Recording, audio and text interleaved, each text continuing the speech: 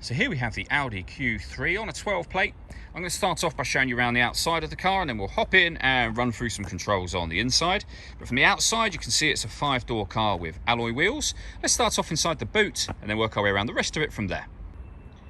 As we approach the back of the car, you'll see we have reversing sensors, plenty of boot space as well, along with the individually folding rear seats. And we have this vinyl boot liner, which would have been an additional extra on this car.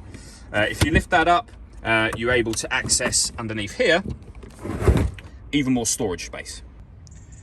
Okay, so we're just going to work our way back round to the front of the car, and then we'll hop in and run through some controls on the inside. But now that we've done a full circle of it, you can see it's in excellent condition the whole way round. Just briefly before we climb in, I think it's what we're seeing the interior from this exterior point of view. There's plenty to run through on the dashboard, so let's hop in and we'll do that now. Okay, now that we're inside the car, we're going to start with the dials. On the left-hand side, we have the rev counter, and on the right-hand side, the speedometer and fuel gauge. In the middle, you can see the total miles for this car, which is 74,525. There are buttons on the steering wheel that mean you can change the information that's displayed up there. We're on the kind of driving data menu at the moment. There are other menus available as well, so you've got your audio, your phone, and navigation as well. We back out to the steering wheel. The buttons I was using a second ago are just here. We have stereo controls over here as well, and underneath that we have cruise control. Over in the center is the main screen itself. This is where you'll find satellite navigation, as you can see. A nice clear color display, very easy to use. So you can get back to the main menu, and from the main menu you'll see all the other options that you have up here. The movement I'm making on the screen at the moment is all being done using this dial.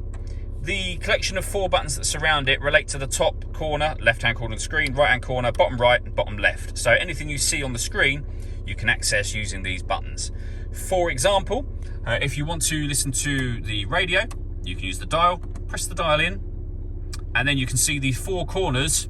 We have different options. One of the options up in the top right-hand corner is to hit waveband. And under waveband, you'll see that we've got FM and medium wave radio available. We can go back a step, and we can go all the way back, and we can access our own music under the media heading. Similarly, up in that top right-hand corner, source, and it will show you the different ways in which you can listen to music in this car. And they include Bluetooth audio, so you can stream your music wirelessly, as well as making and receiving phone calls. Working our way down, we have the CD player, the main volume for the stereo. We can access our radio, media, telephone, etc., as I mentioned before, from there. Beneath that, we can turn off the stop and start. This car is designed to cut out when it's stationary in traffic to save you fuel. The system is off when the light shows, so we can turn the traction control off as well.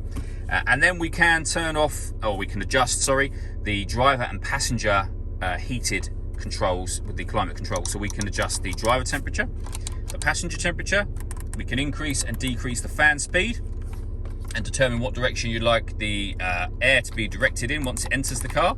When you're happy with those settings, this button turns your air conditioning off, back on again, or hit auto. When you do that, the car will now maintain the temperature you've asked for by taking full control of the fan speed and the direction of the air for you. We then have the gear lever for the fully automatic gearbox.